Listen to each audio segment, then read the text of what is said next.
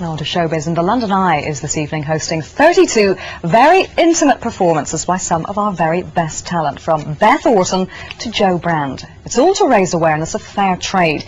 That's the scheme which sees that African farmers and traders are paid a fair wage for what they produce. Now, each performer will be inside a pod to entertain a handful of lucky passengers as they do a circuit of the wheel. And one of them is Damon Albarn. And I'm delighted to say that he's joining us now live from the London Eye. Damon, it's really good of you to join us. It's an amazing lineup, but it's also an amazingly important message.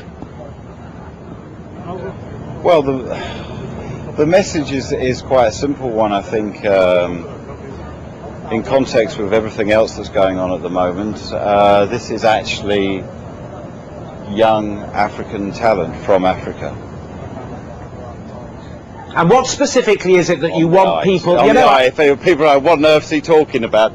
No, we know exactly what you mean, but what do you want the people who are listening to do? What's the message that you and your fellow artists want to get across to people in terms of fair trade? What do you want them to do?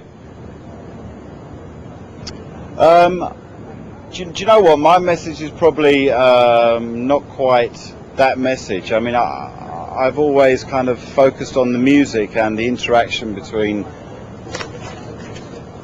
personalities and people with music, and I think it's really important, if you're going to genuinely start to understand Africa and how to help Africa, to understand the people that live there. I mean, after all, doesn't that make sense? And one good way is to educate people and to sort of familiarise, not educate, familiarise people with the sound of African music. I mean, when I started listening to in the beginning, it was kind of music from Mali, on which the artist on my label, Coco Sata, is from Mali.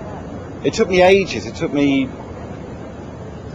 I don't know, maybe 2 years of listening to it like all the time before my ears became accustomed to it. So it's not something that just comes.